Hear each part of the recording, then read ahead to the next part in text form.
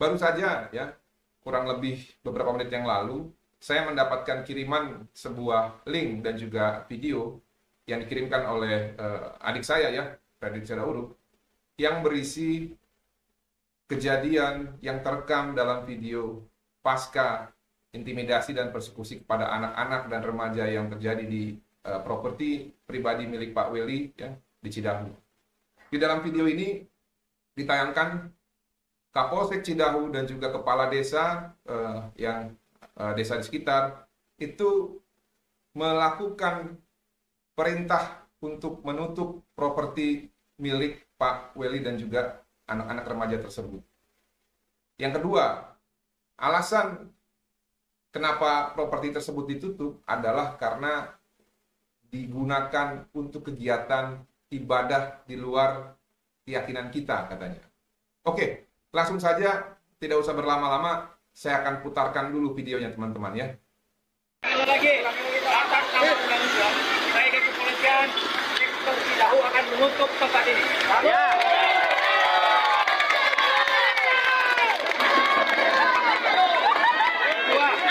Rumahnya bersalah. Ya, kedua rumah nggak salah. Tapi digunakan hal-hal agama yang di luar kita.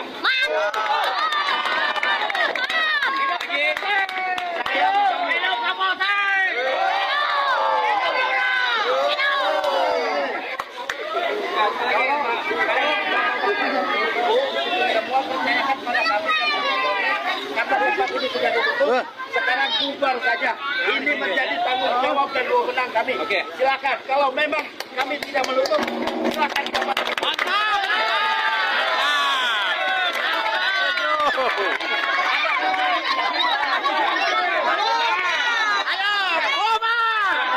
Silakan bubar. Bubar. Kita akan bahas ya teman-teman ya terkait dua hal yang disampaikan oleh Bapak Kapolsek ya, yang menjabat sebagai Kapolsek Kecamatan Cidahu, Sukabumi. Yang pertama ya, yang terhormat Bapak Kapolsek, Anda menyampaikan bahwa atas nama undang-undang saya dari Polsek Cidahu akan menutup tempat ini ya. Saya ini baca undang-undang berkali-kali Pak, undang-undang kepolisian ya. Karena pernyataan Bapak ini saya kaji-kaji lagi Pak. Undang-undang kepolisian maupun kitab undang-undang hukum acara pidana, saya itu nggak menemu Pak dasar undang-undang yang Bapak gunakan untuk menutup properti pribadi ya yang digunakan oleh anak-anak dan remaja untuk ibadah retreat ya selama kurang lebih 3 hari ya.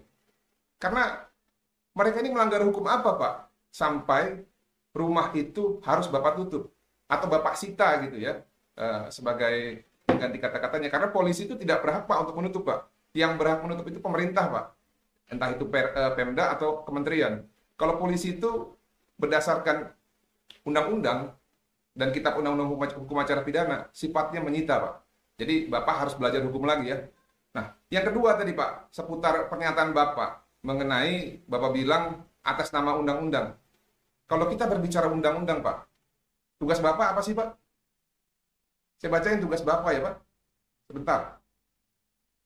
Tugas Bapak yang pertama Pak, memelihara keamanan dan ketertiban masyarakat. Lalu yang kedua Pak, menegakkan hukum. Lalu yang ketiga, tidak kalah penting Pak, memberikan perlindungan, pengayoman, dan pelayanan kepada masyarakat Pak. Nah kalau kita berbicara perlindungan, pengayoman, dan juga pelayanan kepada masyarakat, dan Bapak mau menegakkan hukum, Bapak seharusnya menegakkan hukum kepada siapa Pak?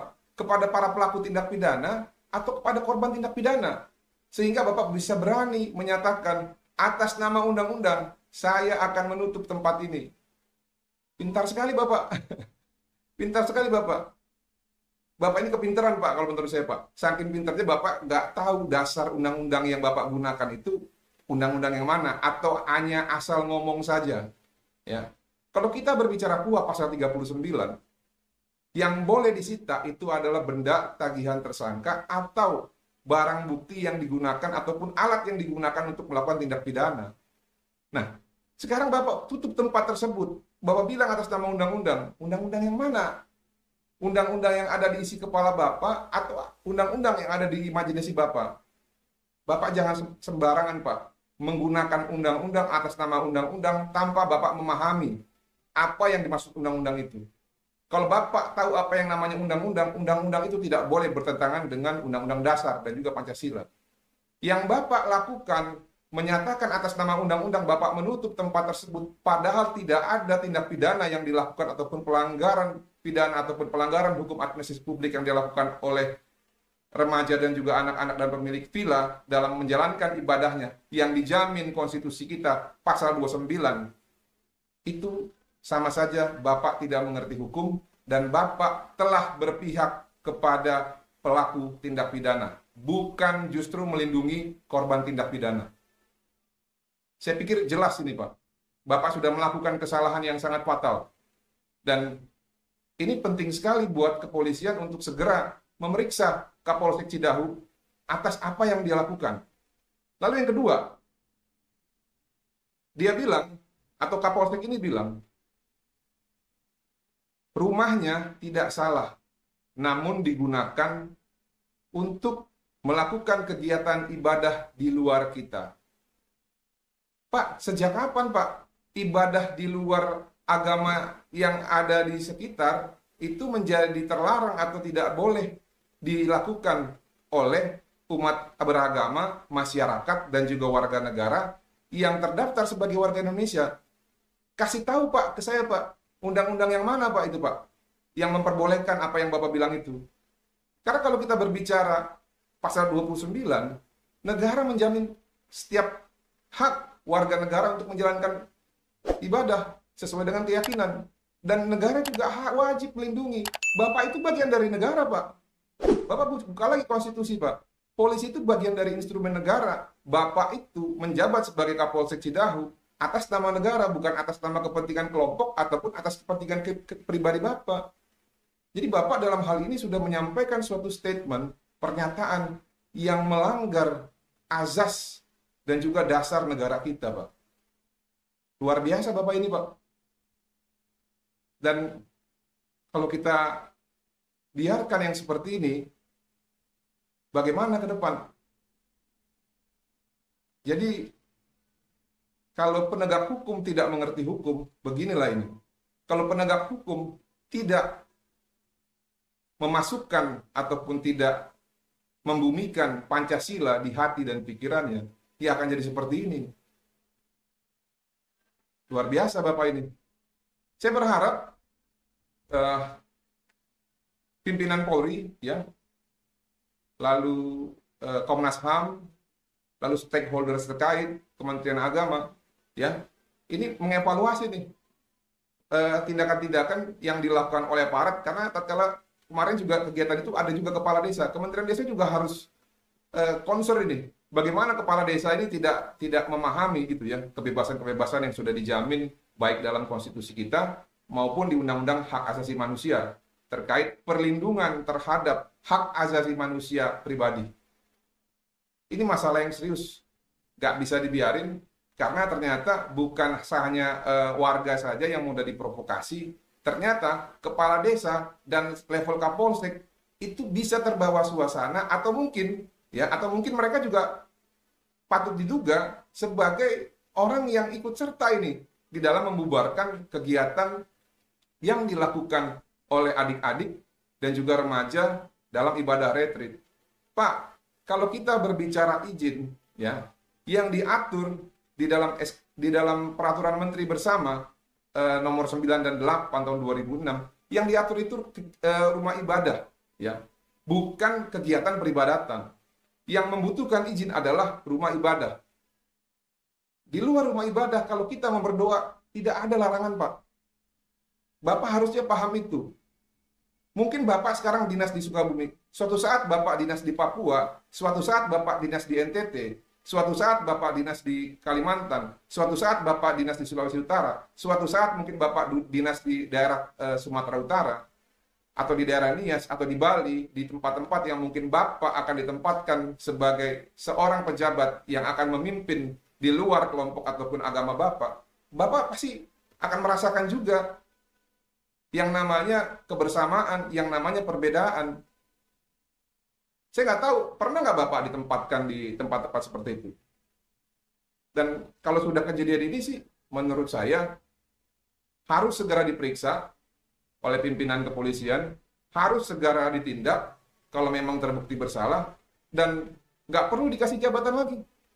Karena bagaimana kita mau ngasih jabatan kepada seseorang yang tidak bisa mempergunakan jabatannya dengan baik sebagai pelindung, pengayom, dan pelayan masyarakat, bukan pelindung, pengayom, dan pelayan kelompok. Kalau kita berbicara kelompok, banyak Pak kelompok di sini Pak, bukan hanya suku dan agama. Dan polisi itu kan harus netral, tidak boleh berpihak. Tapi atas yang Bapak Kapolsek lakukan pada saat setelah intimidasi dan persekusi tersebut, itu sudah sangat jelas bahwa Bapak berpihak kepada para pelaku tindak pidana persekusi dan intimidasi kepada anak-anak dan remaja di properti pribadi tersebut. Saya berharap Bapak Kapolres atau Bapak Kapolda, ya, atau Bapak Kapolri mungkin, ini benar-benar memperhatikan dan segera memerintahkan Divisi Propam untuk memeriksa Kapolsek Cidahu, karena hal-hal seperti ini tidak boleh dibiarkan. Ya, nah ini yang nggak boleh Pak. Atau enggak, saya takutnya kalau dibiarkan, nanti akan ada lagi Kapolsek-Kapolsek serupa yang akan melakukan ataupun melakukan suatu tindakan yang berpihak kepada kelompok ataupun kepercayaan tertentu. Nah itu nggak boleh Pak. Jadi saya harap, menurut pandangan saya, menurut apa yang sudah saya lihat, ini sudah jelas sebagai suatu bentuk pelanggaran ataupun setidak-tidaknya dalam bentuk pelanggaran disiplin dan kode etik profesi. Oleh karena itu kita berharap ya Kapolsek Cidahu wajib segera diperiksa, dan setelah diperiksa kita berharap ada satu pemeriksaan yang komprehensif sehingga bisa dapat melihat apakah benar ada pelanggaran kode etik profesi di situ. Itu saja mungkin teman-teman yang bisa saya sampaikan. Shalom teman-teman semua, terima kasih sudah menonton video ini, dan kiranya video ini bisa menjadi pelajaran bagi kita semua serta mencerdaskan dan menyadarkan kita semua bahwa situasi di dalam negeri kita ini sedang tidak baik-baik saja, khususnya dalam hubungan antar umat beragama. Nah teman-teman, di mana di negeri kita sangat sering sekali terjadi yang namanya tindakan intoleran teman-teman ya, dan ada sekelompok orang yang dimana mereka mencoba memaksa membubarkan ibadah, bahkan mereka merusak fasilitas yang ada di tempat itu atau yang disebut villa. Nah teman-teman, herannya ketika ada oknum aparat penegak hukum teman-teman terlibat sebagai provokator menghasut warga untuk merusak fasilitas tersebut teman-teman. Ini ada dugaan teman-teman ya, ini merupakan dugaan bahwa Kapolsek ini dari statementnya ketika dia mengatakan bahwa ini harus ditutup. Kenapa? Karena mereka melakukan ibadah di luar agama kita. Nah teman-teman, seharusnya pihak penegak hukum khususnya Kapolsek itu hadir di sana untuk mengayomi, untuk mengamankan, untuk menjaga, dan untuk melindungi hak-hak mereka yang menjadi korban seharusnya. Nah, bukan justru mereka mencoba membela kelompok-kelompok tertentu yang melakukan persekusi, melakukan tindakan diskriminasi. Nah, teman-teman, inilah yang menjadi sesuatu yang aneh ya menurut saya. Karena baru kali ini saya temukan ada Kapolsek yang dimana dia menyuarakan untuk menutup tempat itu karena digunakan oleh agama lain untuk tempat ibadah. Nah teman-teman, memang harus diproses atau harus diperiksa Kapolsek tersebut karena melakukan pelanggaran hukum kalau kita melihat statementnya, karena seolah-olah dia memberikan dukungan kepada sekelompok orang untuk melakukan pengerusakan tersebut teman-teman, untuk melakukan pengerusakan sebuah villa yang digunakan sebagai tempat retreat, dan di sana ada ibadah yang dilakukan oleh pemuda remaja Kristen. Nah teman-teman, inilah yang sering kita suarakan tentang keadilan bagi negeri ini. Kita berharap teman-teman ya bahwa pihak-pihak terkait ini lebih tegas lagi untuk memproses, untuk memeriksa Kapolsek tersebut. Itu saja yang perlu saya sampaikan. Kiranya Tuhan Yesus memberkati kita semua. Shalom.